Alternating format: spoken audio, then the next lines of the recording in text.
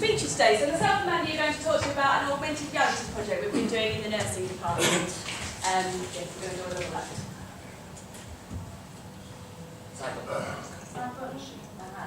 So what we've been doing, we've been using augmented reality, which is a technique where you can overlay text, videos, images on top of the real world. And we use it within nursing to enhance our simulations that our students go through. In the third year of the nursing course, students do an acute care day where they learn with doctors, medical students. They do some workshops in the morning and in the afternoon they do simulated experiences where they care for patients. Now traditionally, we would introduce the students by reading a lecturer-based scenario, so we would give them the information. You're on a medical ward, this patient is Jack Brown, he's been in 3 days with a chest infection, and give them the details they need to care for the patient. That was great, it worked really well, and the students were liking simulation. So why did we bother? I'm just going to tell you a bit more to develop this further. Some students find simulation difficult. You know, it's quite exposing, isn't it? And really to ensure that they engage in the experience, we wanted to drag them into that world a little bit faster. So really that's what kicked us off, but we found there's plenty of other benefits to using augmented reality as well. What do we do? First of all, we've created our patient scenarios. So we already had those. We made little videos of patients. So we've got patient actors to come into university, get into events we've got in our clinical skills rooms and gave them a scenario, got them to act out. We just filmed that on an iPad using the normal video function. So it took us, what, 10-20 minutes to make short little films. Didn't really require any editing because we wanted it to feel very real world, and that's there within the iPad. We then used an app. So there's a couple of apps we've used. We used Erasmus, and we're now using Campus Interactive. And we can then put the video within an app and create little scenarios. So I know it's not very clear, we've got 3 different case studies at the moment. And the way the students will use that, I'll just go forward a bit, they'll walk up to a patient with the iPad, they'll hold the iPad over the mannequin's face, go back. The app will then scan the mannequin and then launch into a patient case scenario. And then we have a real world patient giving the student information. Oh, I don't feel very well, I'm really short of breath. Oh, I've not been like this all night, it's just suddenly started.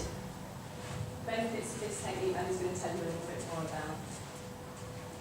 Which is the button we're using. Okay, so why on earth would we want to do this when we've got these plastic mannequins that cost a fortune, if we're being honest? Why on earth would we want to then use a video to overlay on that?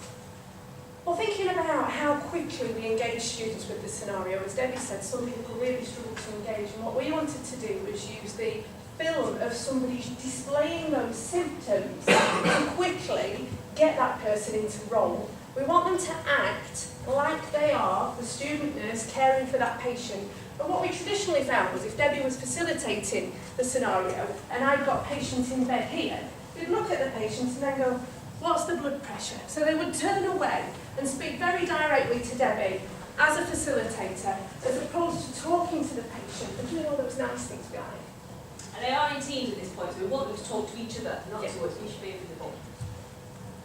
Anyone switches on the BBC News today will realise that we are in a massive crisis. When you look at things like A&E, when you look at hospital waiting times, we get a lot of press as healthcare professionals.